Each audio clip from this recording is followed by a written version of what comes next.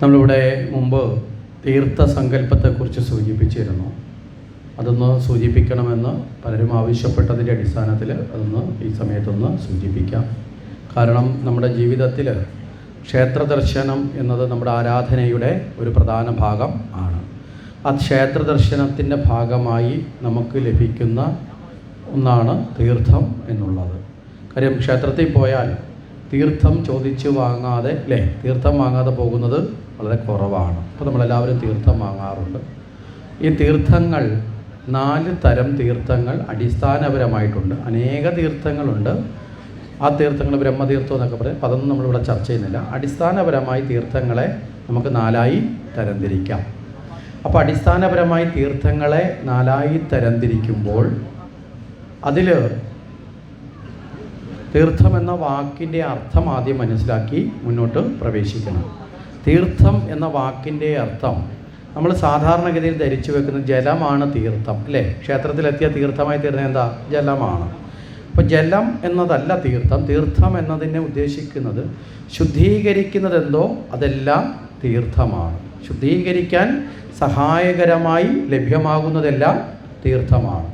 അപ്പോൾ ക്ഷേത്രത്തിലെത്തുമ്പോൾ നമുക്ക് തീർത്ഥം തരുന്നത് നമ്മളെ ശുദ്ധീകരിക്കാൻ കൂടി സഹായിക്കുന്നതാണ്. മനസ്സിലായില്ലേ?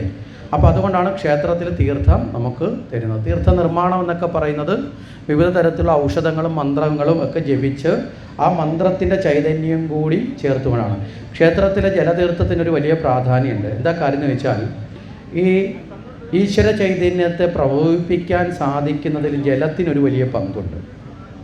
അതുകൊണ്ടാണ് നമ്മൾ ക്ഷേത്രത്തിൽ പ്രതിഷ്ഠ കഴിയുമ്പോൾ വിഗ്രഹത്തെ പ്രതിഷ്ഠിച്ചു കഴിഞ്ഞാൽ ആ വിഗ്രഹത്തിലേക്ക് ജീവൻ പകരുന്നത് കലശത്തിലൂടെയാണ്. മനസ്സിലായില്ലേ? അതുകൊണ്ടാണ് വർഷാവർഷം ക്ഷേത്രത്തിലെ പ്രതിഷ്ഠാ ദിനത്തിലെ ഏറ്റവും പ്രധാന ചടങ്ങ് എന്താ? കലശാഭിഷേകമാണ്. മനസ്സിലായോ? ആ കലശത്തിൽ ജലത്തിൽ മന്ത്രചൈതന്യത്തോടു കൂടി ദേവതാ ചൈതന്യത്തെ ആവാഹിച്ച് അത് കൃത്യമായി നമ്മളിപ്പോൾ വൈദ്യുതിയെ ലൈറ്റിലേക്ക് എത്തിക്കാൻ വയറ് പോകുന്നത് പോലെ അല്ലേ, വൈദ്യുതിയെ വഹിക്കുന്ന ചാലകം എന്ന് പറയുന്നത് പോലെ ഈ ജലം ഒരു ചാലക ശക്തിയാണ്. അത് ഏറ്റവും കൂടുതൽ ദേവചൈതന്യത്തെ പ്രകോപിപ്പിക്കുന്നതാണ്. അതുകൊണ്ടാണ് ആ ദേവതാ ചൈതന്യത്തെ ആ കലശത്തിലേക്ക് ആവാഹിച്ച് ജലത്തിൽ നിന്നാണ് ജീവൻ കൊടുക്കുന്നത്. ജീവൻ്റെ എല്ലാ ഉൽപ്പത്തി എവിടെ നിന്നാണ്? ജലത്തിൽ നിന്നാണ്. ഇത് ഡാർവിൻ കണ്ടുപിടിച്ചതിന് മുമ്പേ നമ്മുടെ ആചാര്യന്മാർ കണ്ടുപിടിച്ചിരുന്നു. മനസ്സിലായില്ലേ? ഡാർവിനും ജലത്തിൽ നിന്ന് ജീവൻ്റെ ഉൽപ്പത്തി ഉണ്ടായെന്ന് പറഞ്ഞപ്പോഴാണ് നമ്മൾ കൈയടിച്ചത്. കാരണം പരീക്ഷയ്ക്ക് എഴുതിയാൽ മാർക്ക് നേടുന്നത്. അതിനെത്രയോ കാലം മുമ്പേ ജീവൻ്റെ ഉൽപ്പത്തി ജലത്തിലാണെന്ന് അറിയണമെങ്കിൽ നമ്മൾ വളരെ കൃത്യമായി മത്സ്യകൂർമ്മ വരാഹ നരസിംഹ എന്ന് കൃത്യമായി ഒന്ന് ചൊല്ലിപ്പഠിച്ചാൽ അറിയാൻ സാധിക്കും ആദ്യത്തെ ഉൽപ്പത്തി. ഇവിടെ നമ്മൾ പറഞ്ഞു ജലത്തിൽ നിന്നാണ് ആരെയൊക്കെ മധുകൈടഭന്മാർ ജലത്തിൽ വന്നു, അവരിൽ നിന്ന് ഭൂമി ജലത്തിൽ ഭൂമി രൂപപ്പെട്ടു. അപ്പോൾ ജലത്തിൽ നിന്നാണ് ജീവൻ്റെ ഉൽപ്പത്തി. അതുകൊണ്ടാണ് ജലം എന്ന് പറയുന്നത് ജീവരസം എന്ന് പറയാറുണ്ട് ജലത്തിന്. മനസ്സിലായില്ലേ? ഏറ്റവും അമൂല്യമായി തന്നെ നമ്മൾ ജീവിതത്തിൽ നിലനിർത്തേണ്ട ഒന്നാണ് ജലം എന്ന് പറയുന്നത്. കാര്യം ഇനിയൊരു ലോകമഹായുദ്ധം ഉണ്ടാവുമെങ്കിൽ അതെന്തിനു വേണ്ടി ആയിരിക്കും എന്നാണെന്നറിയോ പറയപ്പെടുന്നത്? സ്വത്തിന് വേണ്ടി ഭൂമിക്ക് വേണ്ടിയൊന്നും ആയിരിക്കത്തില്ല, ജലത്തിന് വേണ്ടി ആയിരിക്കും. അത്രയധികം നമ്മൾ ശ്രദ്ധയോടുകൂടി ജലത്തെ ഉപയോഗിക്കണം. ഇതൊന്നൊരു പരിസ്ഥിതിയുമായി ബന്ധപ്പെട്ട ഒരു കാര്യം പറഞ്ഞു എന്ന് മാത്രമേ ഉള്ളൂ. അപ്പോൾ ഇവിടെ ജലം എന്ന് പറയുന്നതിനെ ആ ചൈതന്യമുള്ളത് കൊണ്ടാണ് ക്ഷേത്രത്തിൽ നിന്ന് ജലത്തെ നമ്മളെ ശുദ്ധീകരിക്കുന്നതായി തരുന്നത്. ഇനി അടിസ്ഥാനപരമായി തീർത്ഥങ്ങൾ എന്ന് പറഞ്ഞ് ശുദ്ധീകരിക്കുന്നതാണ് എന്ന് പറഞ്ഞു. ഇവിടെ 4 തരം തീർത്ഥങ്ങളുണ്ട്. ഒന്ന് ദേവതീർത്ഥം, ഒന്ന് ദേവതീർത്ഥം, രണ്ടാമത്തത് പിതൃതീർത്ഥം, മൂന്നാമത്തത് ഗുരുതീർത്ഥം, നാലാമത്തത് ആത്മതീർത്ഥം. മനസ്സിലായോ? 4 തരം തീർത്ഥങ്ങൾ ഉണ്ട്. ഈ 4 തരം തീർത്ഥങ്ങൾക്കും 4 വിധാനങ്ങളുണ്ട്. വിധാനം എന്ന് പറഞ്ഞാൽ അത് ചെയ്യേണ്ട 4 ക്രമത്തിലാണ്. മനസ്സിലായില്ലേ?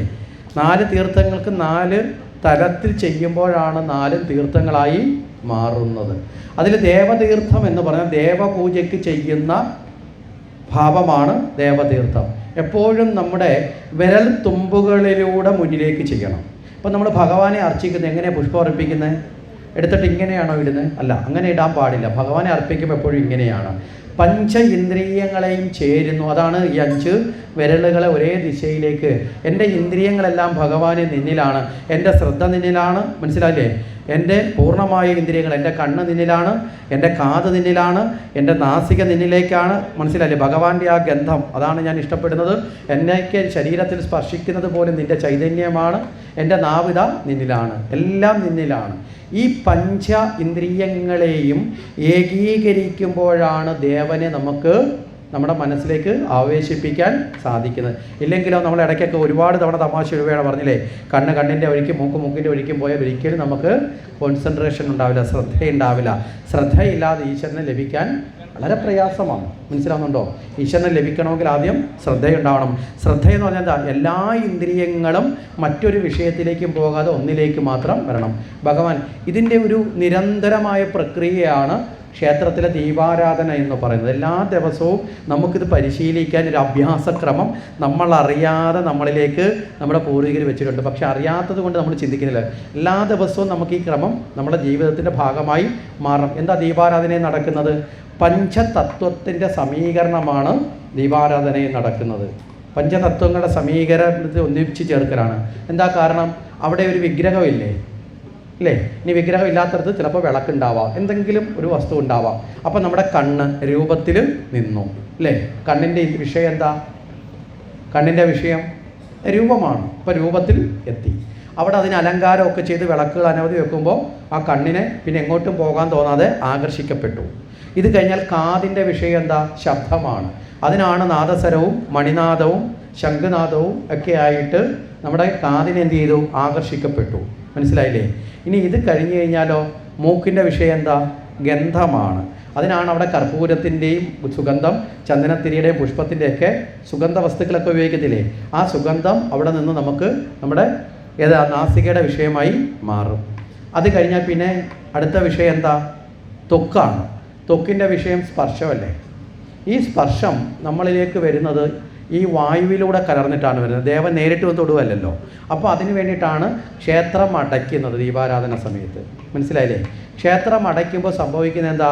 അതിനകത്ത് നിൽക്കുന്ന വായു സ്വാഭാവികമായിട്ട് ഈ കർപ്പൂരത്തിൻ്റെയും ദീപത്തിൻ്റെയൊക്കെ ആ ജ്വലനം കൊണ്ട് അത് വികസിക്കും. നമ്മൾ പഠിച്ചിട്ടില്ലേ സ്കൂളിലൊക്കെ?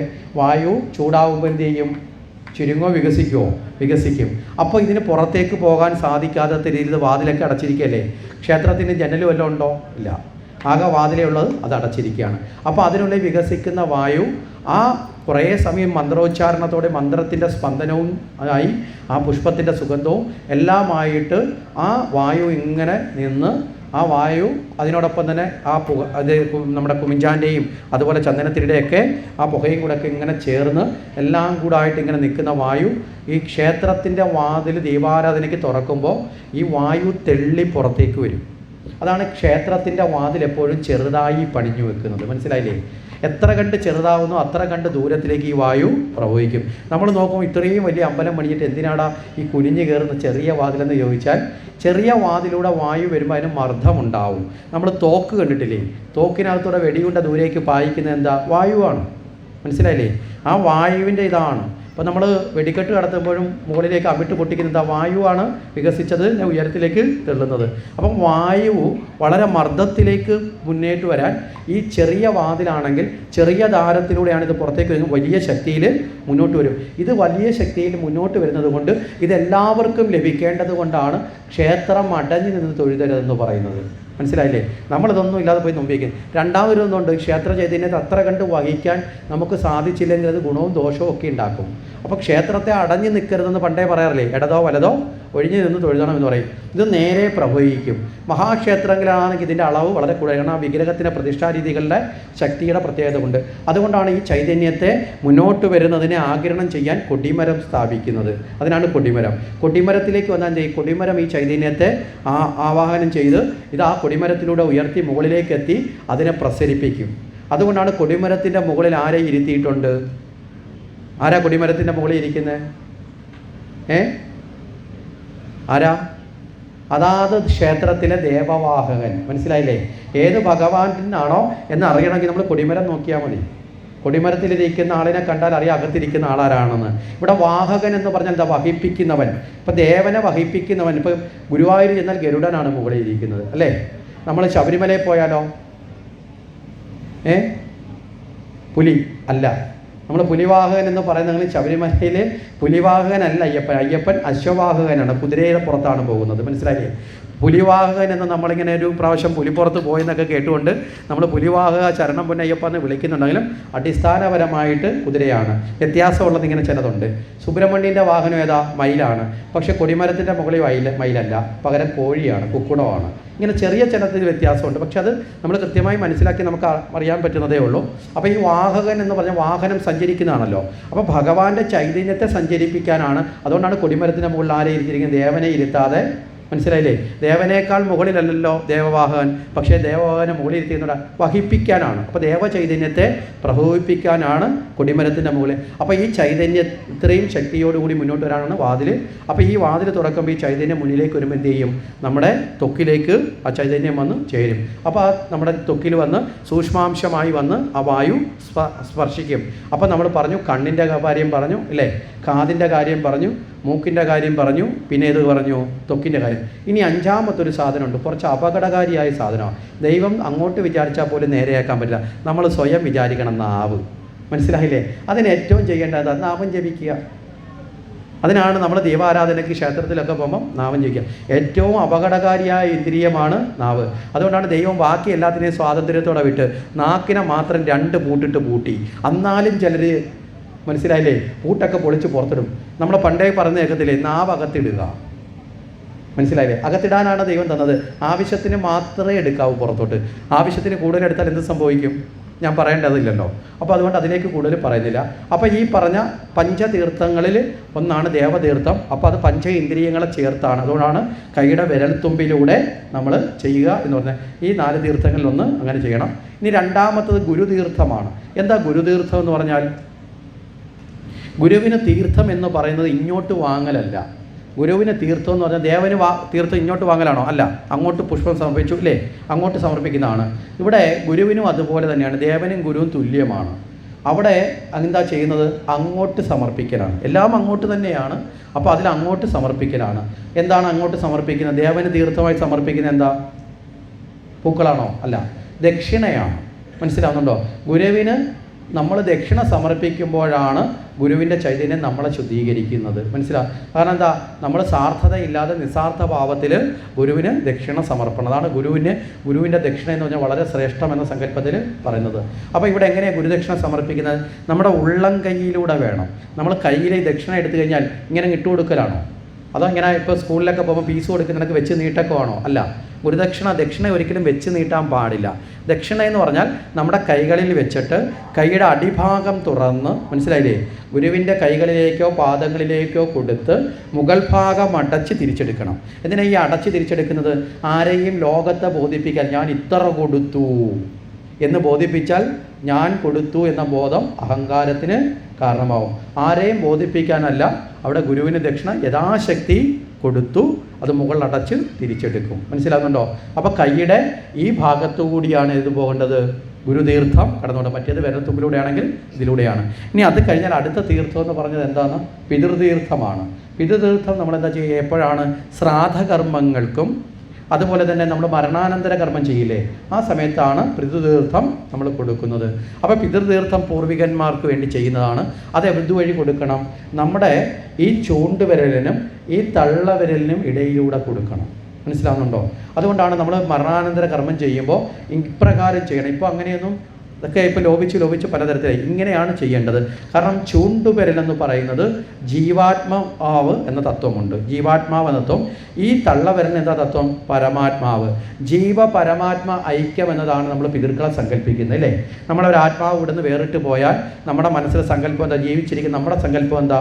അവർ നരകത്തിൽ പോയോ സ്വർഗത്തിൽ പോയോ മോക്ഷം കിട്ടിയതൊന്നും നമുക്ക് അറിയാൻ പറ്റുമോ നമുക്ക്? നമ്മളെ വീട്ടിൽ ആരെങ്കിലും മരിച്ചു പോയാൽ അടുത്ത ദിവസം മൊബൈലിൽ വിളിച്ചിട്ട് ചോദിച്ചാൽ, അച്ഛാ എവിടെയാ ഉള്ളത്, സ്വർഗത്തെത്തിയോ? നമ്മളെ വീട്ടിൽ നിന്ന് ഒരാൾ ബസ് കയറിപ്പോയാൽ നമുക്ക് ചോദിക്കാം കൊല്ലത്തെത്തിയോ തിരുവനന്തപുരത്തെത്തിയോ എന്ന് അല്ലേ. നമ്മളെ വീട്ടിൽ നിന്ന് ഒരാൾ മരിച്ചു പോയാൽ പണ്ട് ഉപയോഗിച്ച മൊബൈൽ നമ്പർ എടുത്തിട്ട് വിളിച്ചു ചോദിച്ചിട്ട് എവിടെ എത്തി, നരകത്തിലാണോ, എങ്ങനെയുണ്ട്, കഴിക്കാൻ വല്ലതും കിട്ടിയെന്ന് ചോദിക്കാൻ പറ്റുമോ? പറ്റില്ല. മനസ്സിലായില്ലേ? അവിടെ എത്തിയാൾക്ക് ഏതെങ്കിലും തരത്തിൽ നമ്മളോട് ഇങ്ങോട്ട് വന്ന് അറിയിക്കാൻ പറ്റുമോ? അതും പറ്റില്ല. അപ്പം നമ്മുടെ സങ്കല്പം എന്തായിരിക്കും?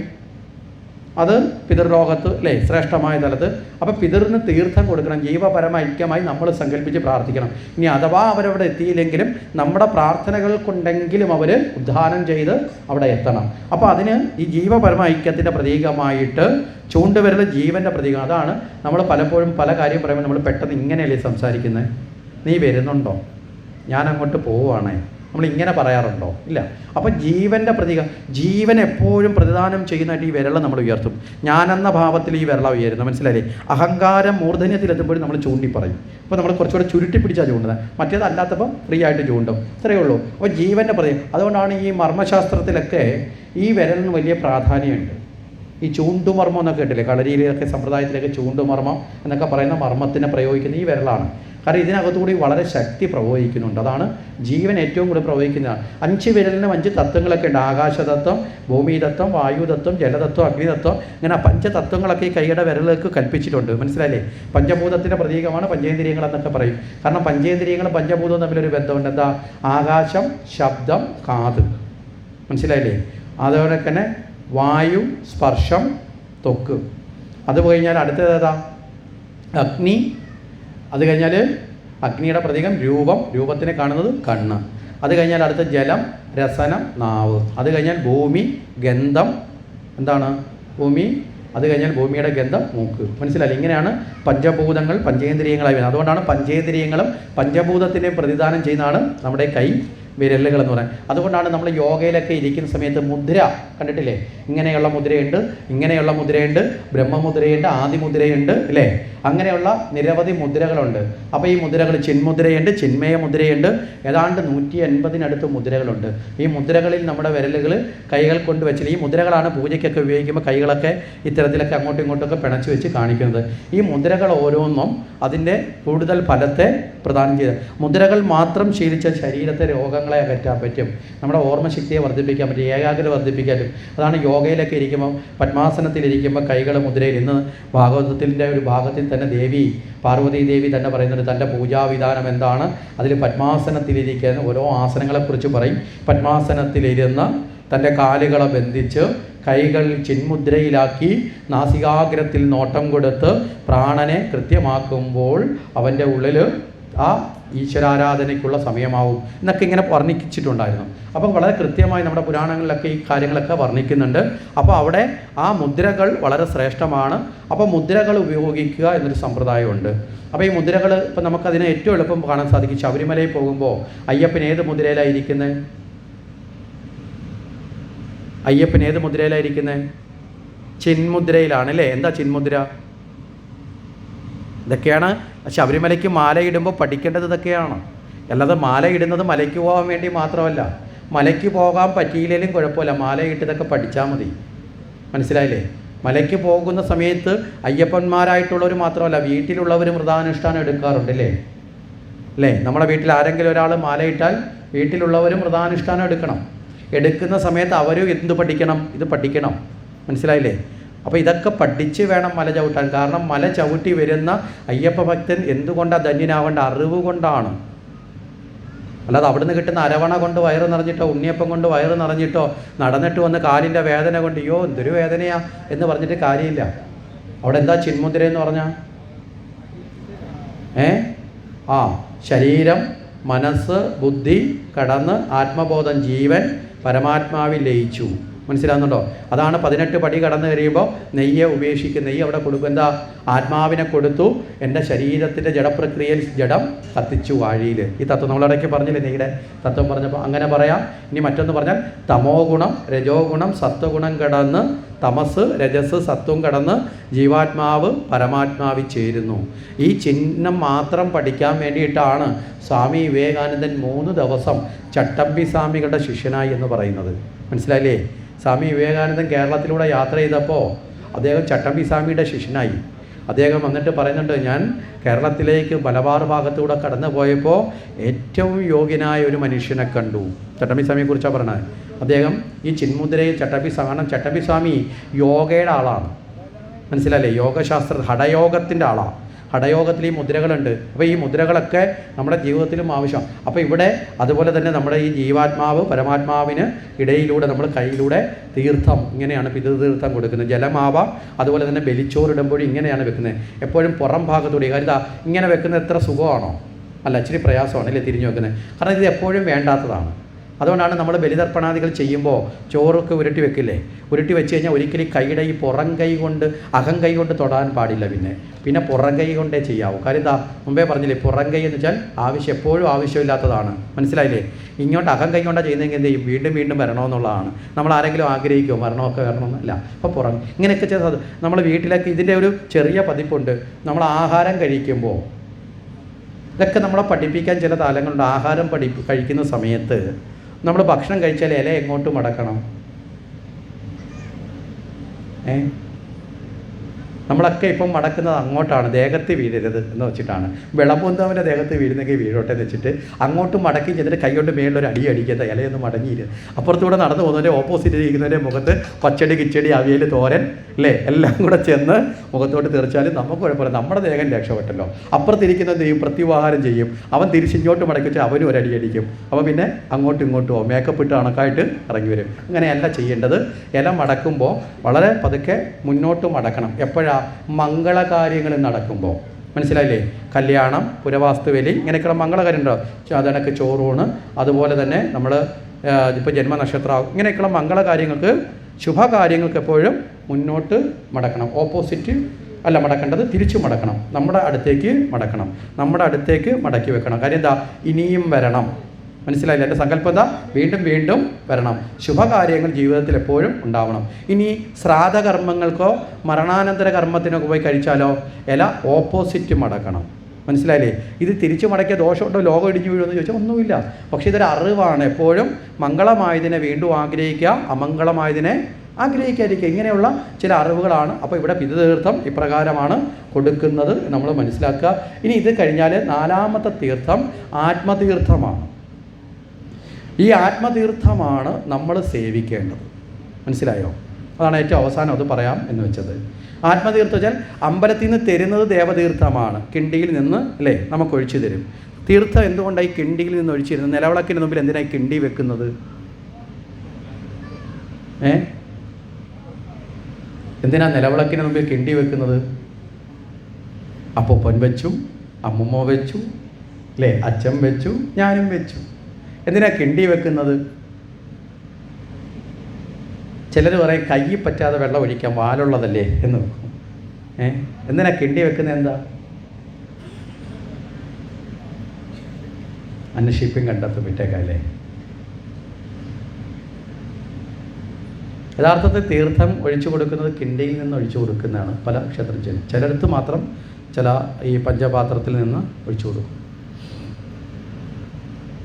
അപ്പോൾ ഇവിടെ തരുന്നത് ദേവതീർത്ഥമാണ്. നമ്മുടെ കയ്യിലേക്ക് ദേവനെ പൂജിച്ച തീർത്ഥമാണ് തരുന്നത്. പക്ഷേ അത് നമ്മളതിനെ കുടിക്കുമ്പോൾ, നമ്മളതിനെ സേവിക്കുമ്പോൾ അത് ആത്മതീർത്ഥമായി സ്വീകരിക്കണം. മനസ്സിലല്ലേ?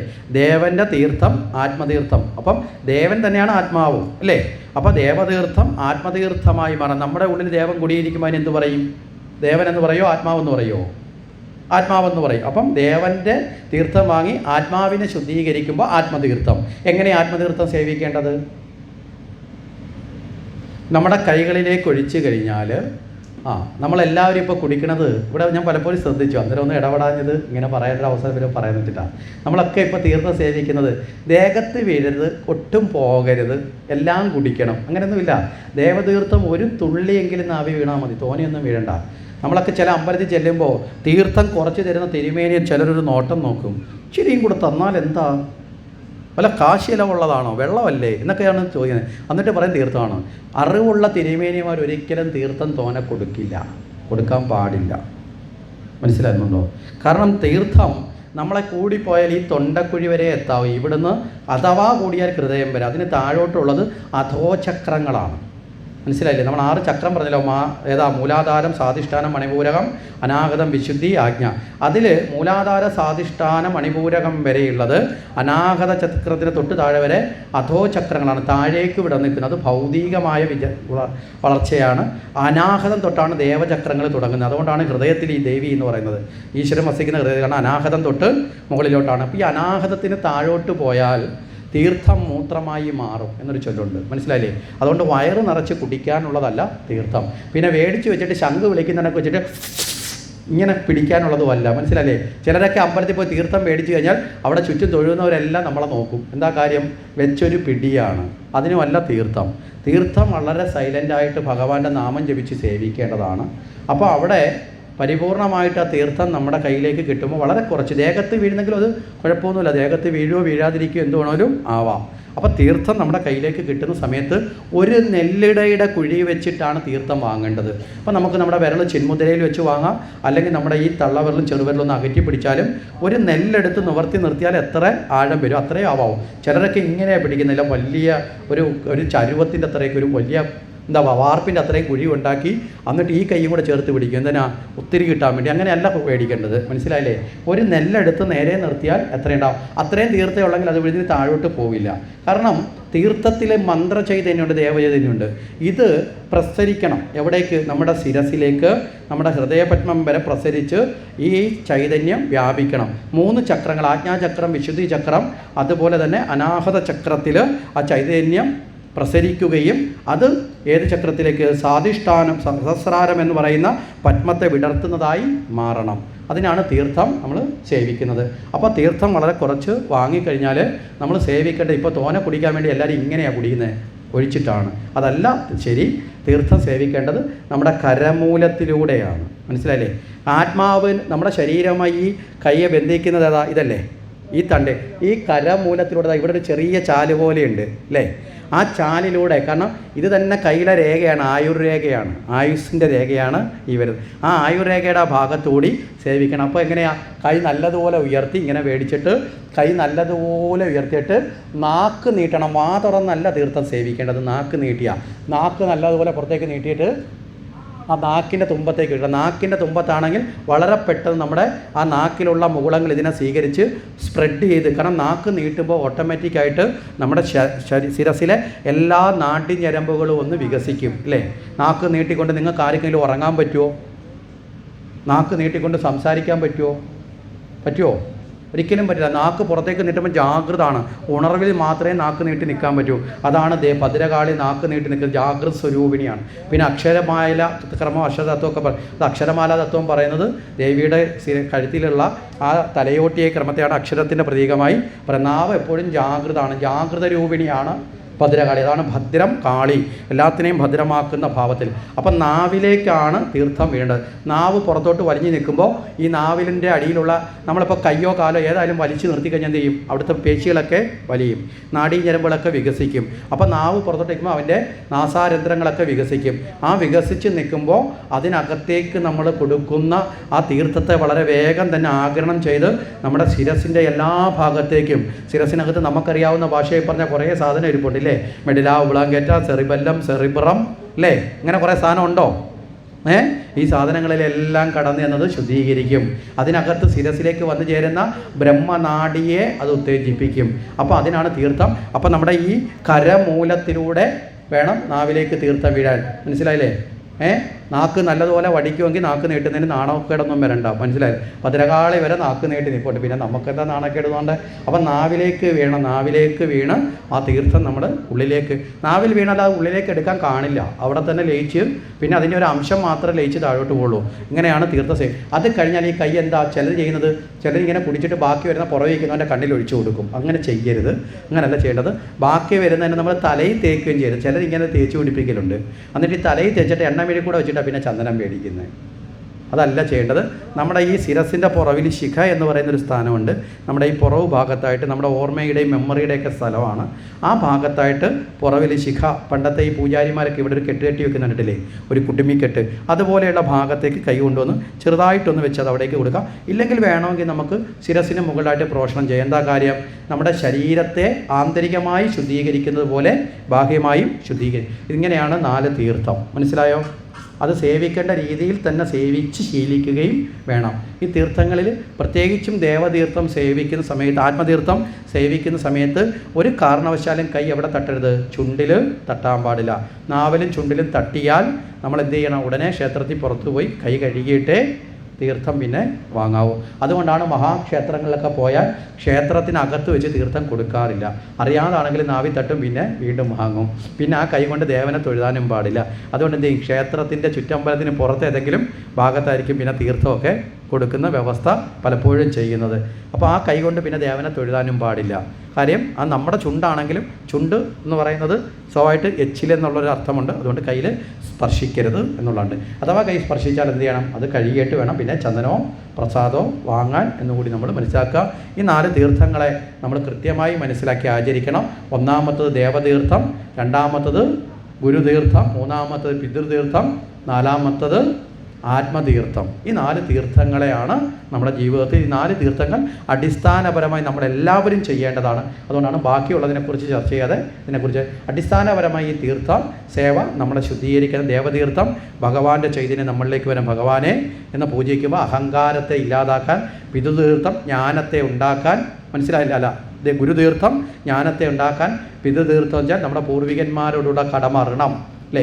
3 തരത്തിലുള്ള ഋണം നമുക്കുണ്ട്. ഏതൊക്കെയാണ്? പിതൃഋണം, ദേവഋണം, ഋഷിഋണം. പിതൃഋണം എന്ന് പറഞ്ഞാൽ എന്താ? നമുക്ക് ജന്മം നൽകിയ മാതാപിതാക്കളോടൊരു കടമയുണ്ട്, അത്. ദേവഋണോ? നമുക്ക് ജീവിക്കാനുള്ളത് എല്ലാം തന്നു, അതുകൊണ്ട് അവരോടൊരു കടമുണ്ട്. അത് കഴിഞ്ഞാൽ പിന്നെ ഉള്ളത് ഋഷിമാരോടൊരു കടമയുണ്ട്. എന്താ? അറിവ് പകർന്നവരോട് ഒരു കടമുണ്ട്. ഈ കടം നമ്മൾ വീട്ടണം. എങ്ങനെയാണ് ഇത് വീട്ടുന്നത് വെച്ചാൽ, ദേവൻ്റെ കടം വീട്ടാച്ച് ദേവനെ പൂജിക്കുക, നമ്മൾ നല്ല വ്യക്തികളായി ജീവിക്കുക. അതാണ് കടം വീട്ടൽ. മനസ്സിലായില്ലേ? നമ്മൾ ബാങ്കിൽ നിന്ന് ലോൺ എടുത്ത് അടയ്ക്കുന്നുണ്ടെങ്കിൽ കടം വീട്ടുക. അപ്പോൾ നമ്മൾ ആ കടം വീട്ടേണ്ടത്. പിന്നെ അത് കഴിഞ്ഞാൽ പിന്നെ നമ്മൾ എന്താ ചെയ്യേണ്ടത്? നമ്മൾ ഗുരുതീർത്ഥം എന്ന് പറഞ്ഞാൽ എന്താ? ഗുരു തരുന്നത് എന്താ? അറിവാണ്. അറിവിനെ സ്വീകരിക്കുക, മറ്റുള്ളവർക്ക് പകർന്നു കൊടുക്കുക.